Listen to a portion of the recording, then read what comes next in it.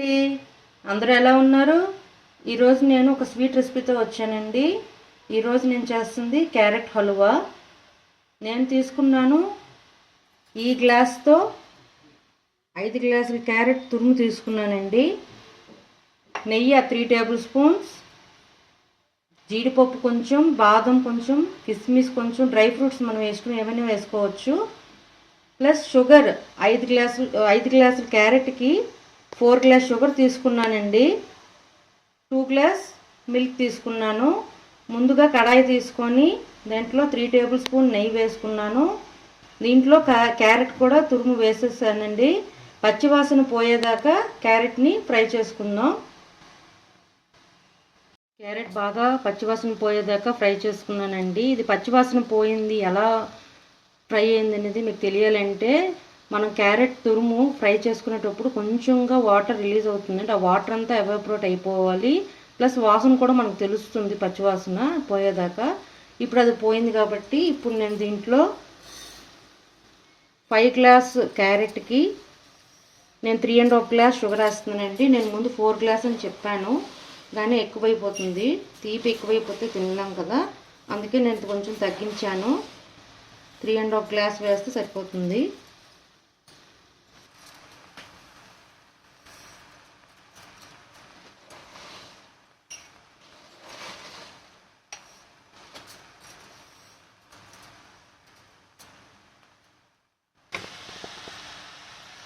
ఇదంతా శుభ్రంగా కలుపుకొని ఒక 5 మినిట్స్ తర్వాత దీంట్లో నేను 1 గ్లాస్ దాకా మిల్క్ వేసుకుంటాను.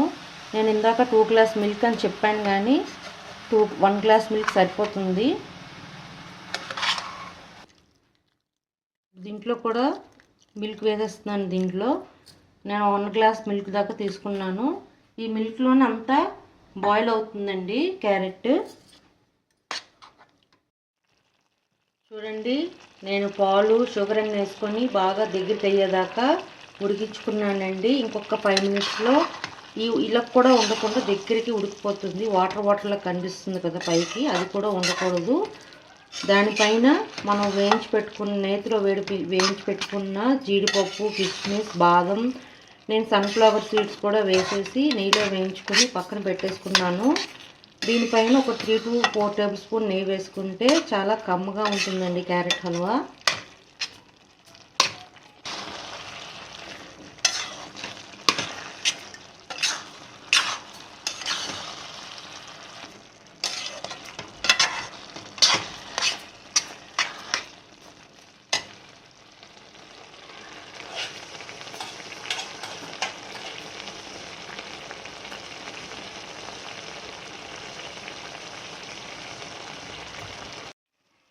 ఇప్పుడు దీంట్లో నేను వేయించి పెట్టుకున్న కిస్మిస్, జీడిపప్పు, సన్ఫ్లవర్ సీడ్స్, బాదం వేసేసుకొని ఒక 3 to 4 టేబుల్ స్పూన్ నెయ్యి కూడా వేసుకున్నాను. వేసుకొని ఒక 5 to 10 మినిట్స్ ఉడికిద్దాం. అంతే, ఉడికిపోతుందండి. అంతే, క్యారెట్ హల్వా రెడీ అయిపోతుందండి.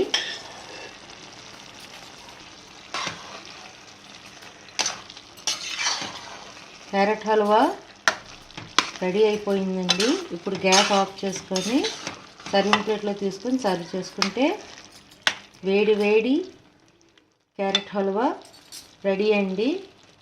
అంతేనండి, క్యారెట్ హల్వా రెడీ. మీకు నచ్చినట్లయితే like, share and subscribe. Bye.